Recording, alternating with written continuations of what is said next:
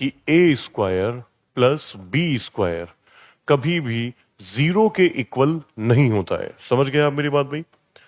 क्या कह रहा हूं, कुछ क्लियर हुआ? यही लैंग्वेज लिखवाई है कि मैंने पढ़ के देखो, sum of square terms never can be zero.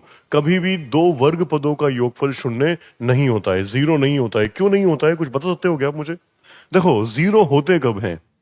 A plus B zero हो सकता है अगर ए की वैल्यू 2 हो और बी की वैल्यू कितनी हो, -2। जीरो हो जाएगा ना ये, देखो भाई। अगर ए की वैल्यू 3 है और बी की वैल्यू कितना है, -3, तब भी ये कितना हो जाएगा, जीरो। ए की वैल्यू 5 एंड बी की वैल्यू क्या हो भाई, -5, तब ये क्या हो जाएगा, जीरो। क्योंकि हम खुद ये जानते हैं कि इसका खुद का मीनिंग है ए बराबर -b। बोलो हाँ या ना भाई? ए बराबर कितना भाई, -b। अब इसी केस को अगर मैं ऐसा करना चाहूं, देखो ध्यान से, कि नहीं सर मैं इस बार स्क्वायर लिखना चाहता हूं, तो 2 का स्क्वायर प्लस -2 का स्क्वायर। तो जब ये ब्रैकेट ओपन होगा तो ये -2 का आप स्क्वायर करोगे तो क्या वापस प्लस हो जाएगा क्या? वापस कितना हो जाएगा, ये प्लस। अच्छा ये बताओ, ये जीरो हो क्यों रहे थे? क्योंकि एक तो पॉजिटिव साइन था और एक कैसा साइन था भाई, नेगेटिव। इसलिए क्या हो रहे थे, जीरो। क्या यहां पे कभी नेगेटिव साइन आएगा क्या? चेक करो, देखो मैं एक को बोलता हूं 3 और एक को बोलता हूं भाई -3, और अभी तो ये जीरो हो जाएगा, लेकिन जैसे ही इन पे क्या लगा लूंगा मैं, स्क्वायर, तो ये हो जाएगा 9 और ये हो जाएगा +9, यानी आंसर कितना आ जाएगा, 18, यानी 18। बोलो हाँ कि ना भाई, कितना हो जाएगा, 18। तो मेरा को क्या कहना है भाई, sum of square terms never can be zero. क्यों जीरो नहीं होते, रीजन पता लग गया है क्या आपको? क्यों नहीं होते हैं जीरो, बताओ? क्योंकि सर स्क्वायर में कभी भी नेगेटिव साइन नहीं आता है, वो क्या बन जाता है भाई, पॉजिटिव। क्यूब हो जाएंगे जीरो। क्यूब जो होते हैं वो क्या हो जाएंगे, जीरो, क्योंकि वो माइनस साइन को रिटर्न कर लेते हैं वापस से। ठीक है, तो sum of square terms never can be zero. लेकिन फिर भी क्वेश्चन क्या कह रहा है, इफ इट इज पॉसिबल, यदि ये फिर भी संभव है, ठीक है, इफ इट इज पॉसिबल कि a square plus b square equal किसके है, जीरो के, तो इसका केवल एक ही मीनिंग है कि यहां ए की वैल्यू भी जीरो है और बी की वैल्यू भी जीरो है, क्योंकि जीरो प्लस जीरो ही क्या आता है भाई, जीरो। आई मेरी बात समझ में? Sum of square terms never can be zero. अगर जीरो होते हैं तो वो टर्म खुद क्या हो जाते हैं भाई, जीरो हो जाते हैं। बोलो क्लियर है क्या भाई मेरी बात? चलो थोड़ा सा, अभी शुरुआत में अटपटा सा लगेगा, आप टेंशन मत लो, कॉन्सेप्ट कितना जबरदस्त है।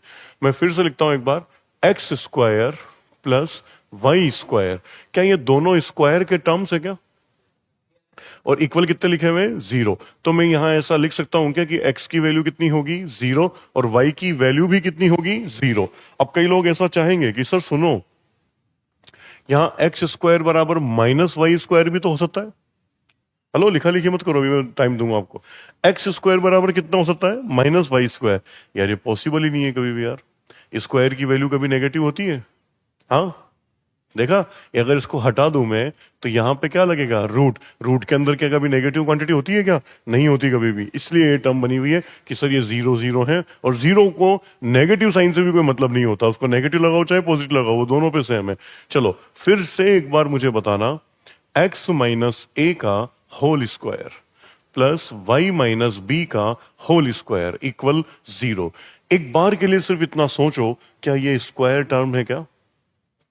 चेक करो, क्या ये भी स्क्वायर टर्म है क्या? और दोनों का योगफल हो रहा है क्या, सम हो रहा है क्या? और दोनों का सम किसके इक्वल आ रहा है भाई, जीरो के। क्या वर्ग पदों का योगफल कभी जीरो होता है क्या?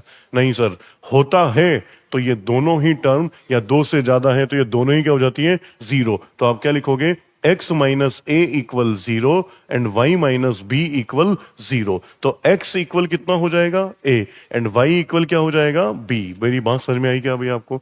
तो सर आप शायद ये कहना चाह रहे हो कि अगर कहीं ऐसा लिखा हुआ है तो हमें इसको सॉल्व करने की रिक्वायरमेंट नहीं है, हम x की भी वैल्यू जानते हैं और y की भी जानते हैं। बोलो हाँ या ना भाई, जानते हो कि नहीं जानते हो? बोलो ना, x की वैल्यू कितनी है, 3, वेरी गुड, एंड y की वैल्यू 5। सर देखते ही पता लग जाएगा, a माइनस 11 का whole square plus b minus 12 का होल स्क्वायर इक्वल जीरो। बोलो a की वैल्यू कितनी है, 11, एंड b की वैल्यू 12। सर देखते ही पता लग जाएगा, केवल किस कॉन्सेप्ट के through, the sum of square terms never can be zero. Sum of square terms, वर्ग पदों का योगफल कभी भी शून्य नहीं होता है। बोलो भाई क्लियर है क्या?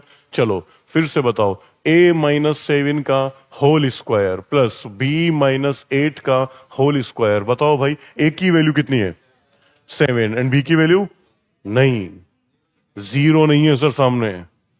पर हमारा कॉन्सेप्ट तो केवल तभी एप्लीकेबल होता है ना जब वो क्या हो जाते हैं भाई, जीरो। तो इक्वल जीरो लगाना पड़ेगा सर आपको पहले। बोलो हाँ कि ना भाई? हाँ। अब ए की वैल्यू कितनी है बोलो भाई? 7 एंड बी की वैल्यू 8। बहुत बढ़िया। चलो ध्यान देखना, ए माइनस एक्स माइनस 3 का होल स्क्वायर। हेलो एवरीवन, जल्दी से मुझे बताओ एक्स की वैल्यू कितनी है? 3। एक्स की वैल्यू बोलो कितनी है? 3। एंड वाई की? -8। Very good. वाई की वैल्यू कितनी हो जाएगी सर? -8। सर कोई इशू नहीं है इसमें, मैं बोलो हाँ कि ना भाई? है कोई दिक्कत भाई? चलो, अगर मान लो यही स्टेप्स x प्लस 3 का whole square plus y minus 7 का होल स्क्वायर, ये 3 स्टेप्स हो जाएं सर। कितनी स्टेप्स हो जाएं? 3। तब भी कोई लोड है क्या बोलो? नहीं। बताओ ना, x की वैल्यू कितनी आएगी? -3, y की वैल्यू 7 और z की वैल्यू 11। बोलो भाई क्लियर है क्या? आपको स्कूल में एक तरीके से बेवकूफ बनाया गया था, याद करो, कि एक वेरिएबल को फाइंड आउट करने के लिए एक इक्वेशन चाहिए होती है, दो वेरिएबल को फाइंड आउट करने के लिए, दो चर पदों को गुणा कैलकुलेट करने के लिए दो समीकरण चाहिए होती है। पता है ऐसा कुछ? याद दिलाया? हाँ। और 3 समीकरण ढूंढने के लिए कितने स्टेप्स चाहिए होते हैं भैया? 3। ये हमारी एक ही इक्वेशन से तीनों बाहर आ रहे हैं। बोलो हाँ कि ना भाई? एक ही इक्वेशन से तीनों बाहर आ रहे हैं कि नहीं आ रहे भैया? करो फटाफट से note. Sum of square terms never can be zero. ठीक है, बहुत अच्छी प्रॉपर्टी है, याद रखनी है आपको। डिफरेंट डिफरेंट चैप्टर्स में काम आएगी अच्छे से। अगर फिर भी देखो, मैंने क्या कहा, कभी जीरो नहीं होते हैं, लेकिन फिर भी जीरो हो रहे हैं, तो उसका मीनिंग है ये भी जीरो होगा और ये भी क्या होगा? जीरो। जीरो प्लस जीरो कितने आते हैं? जीरो ही आते हैं वापस से। ठीक है, चलो लिखो आगे। इक्वल में कितना होना चाहिए? जीरो। और ये टर्म्स कैसी होनी चाहिए? स्क्वायर की टर्म्स होनी चाहिए। ठीक है, पक्का? डन। क्या लिख रहे हो? एक्स की वैल्यू यहां पे बोलो 3। Very good. एंड वाई की वैल्यू -8। बहुत अच्छी। डन है भाई? पक्का लिख चुके हो सब लोग? लिखो लिखो लिखो। बहुत जबरदस्त कॉन्सेप्ट है, पूरे मैथ्स में काम आएगा, हर एक चैप्टर में काम आएगा आपका। ठीक है, लिखें आगे, बनाओ। अच्छा एक बार बताओ, यहां इक्वल जीरो नहीं होता तो क्या आंसर आता? क्या बोलो? ये नहीं सर, फिर ये आंसर नहीं आता, फिर ये बनता भी नहीं। बोलो बनता क्या? फिर ये कभी नहीं बनता सर। बनाओ जल्दी से। बोलो भाई।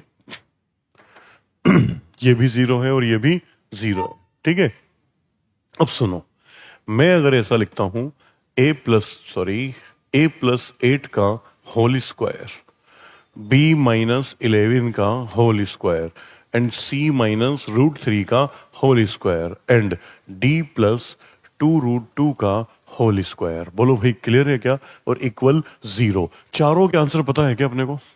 चेक करो एक बार, चारों के आंसर पता है क्या? बताओ ना क्या आंसर है चारों के? A equal -8। Very good. B equal 11, c equal √3 and d equal -2√2। Very good sir. अब फिर से पैटर्न चेंज कर रहा हूं। 2x माइनस 3 का whole square plus 3y minus 11 का होल स्क्वायर इक्वल जीरो। बोलो x की वैल्यू बोल सकते हो क्या मुझे? वेरी गुड, बहुत बढ़िया। x की वैल्यू कितनी हो जाएगी? 3/2 एंड y की वैल्यू 11/3। Very good. कितना हो जाएगा? 11/3।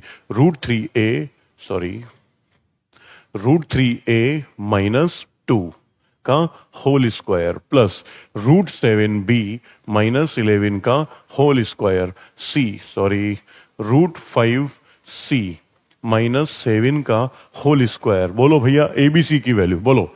a इक्वल, बोलो बोलो बोलो, 2/√3। बोलो भाई क्लियर है क्या? आगे बोलो। b equal 11/√7। Very good. c equal 7/√5। भैया मैथ्स वालों ने पढ़ी होगी ये बर्नौली थ्योरम से बनती है ऐसी इक्वेशंस। फिजिक्स के अंदर देखा होगा आपने ऐसी इक्वेशंस बनते हुए, उनको ओपन किया, बाद में कॉमन लिया। क्यों ही कॉमन लिया भैया? नहीं, डायरेक्ट अपन देख करके आंसर दे सकते हैं सर। केवल एक ही कॉन्सेप्ट है। क्या कॉन्सेप्ट है बोलो? Sum of square terms never can be zero. वर्ग पदों का योगफल कभी भी शून्य नहीं होता है। बोलो भाई क्लियर है क्या मेरी बात? करो नोट जल्दी से। कॉपी में लिख के रखना पहले पहले पेज पे, बहुत इंपॉर्टेंट है ना? सोच के देखो, अगर ब्रैकेट ओपन कर दिए होते तो कितना नुकसान होता। ब्रैकेट ओपन कर दिए होते तो बहुत नुकसान होता भाई। मैथ्स में हमेशा कॉन्सेप्ट होते हैं भैया पीछे बैकग्राउंड में, रटना कुछ भी नहीं है। ठीक है, सब कुछ देख के ही समझना है। चलें आगे, लिखो। हाँ भाई, अभी 2 मिनट रुको। अभी एग्जाम के आए हुए सारे क्वेश्चन रहेंगे, 10-15 क्वेश्चन है, सारे सामने रहेंगे अभी आपके। अगर आपको सोचना और सिखाएंगे। हाँ भाई क्लियर है भाई? डन। चले आगे।